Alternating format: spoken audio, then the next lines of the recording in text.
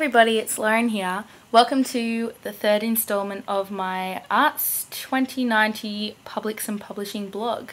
This week I decided to do a faceless vlog. Yep, my hands are in it. And this week we're looking at the readings Actor Network Social Theory and the Rochambeau Model and New Philosophy. So let's go to my first slide. Alright, Rochambeau, domino.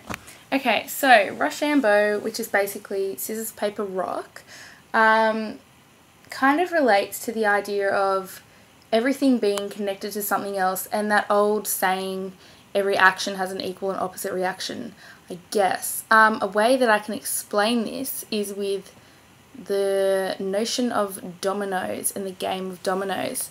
When a domino falls, it hits another domino, which then produces another domino to fall, and obviously creates a chain reaction. This is the way I kind of see incidences in life, technological innovation. Everything is affected by something that hit it first, and then consequently affects the next thing that it hits. So I'm hoping that translates. What I mean is basically if you take something like the e-reader, it's not completely a brand new idea in of itself, in that it's not influenced by anything else. It's kind of relates to domino theory because readers, books, the iPad, everything that came before the e-reader all became a part of an assemblage, to use another term from the readings, to create this e-reader.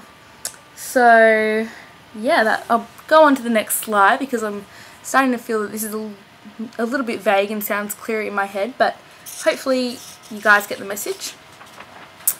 Okay, this is my lovely artwork, and what I tried to capture was the Starbucks logo. So why have I got my Starbucks mug and a crappy drawing of the Starbucks logo in my vlog this week? That's because when I was thinking about this kind of chain reaction, assemblages, actor, social network theory, I was looking at my Starbucks mug while I was drinking coffee, and I realized that this logo, it draws out a whole lot of concepts, and it's kind of a network in itself. If you look at the logo, you obviously think of Starbucks, then you might think of America, or you might think of Mary-Kate and Ashley Olsen, you know, carrying around their Starbucks cups, which then you might think of kids' movies or fashion. You might think of corporation money, and then of course that spurs off a whole lot of other networks. So again, that kind of relates to the readings this week, and I just thought it was an interesting way of explaining it. Kind of like a mind map, I guess you can say. Alright, so I'll move on. Okay, that leads me to branding and semiotics.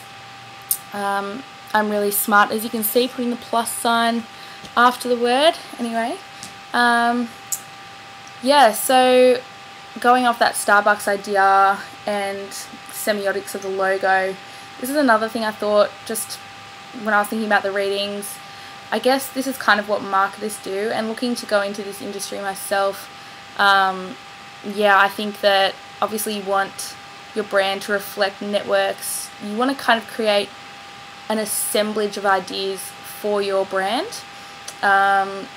So yeah, I think you can really appropriate this week's readings into practical uses for marketing, advertising, anything like that, even publishing your blogs. Basically, I don't know if this is coming across, but I'm hoping my ideas are translating this week. But yeah, basically what I'm trying to say, in less words perhaps, is that nothing is entirely new or without influence, and as such everything is part of a broader network. I guess, what's the word from this week? Every deterritorialized idea, or every territorialized idea,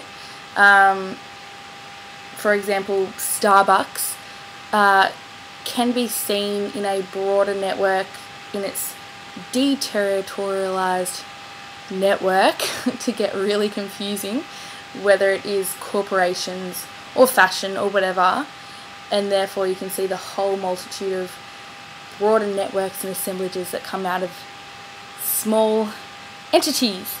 Anyway, I really hope that made a lot of sense. I don't think it did, but that's my thoughts on this week and what I got from the readings. So I hope you enjoyed this different type of entry. Alright, see you later.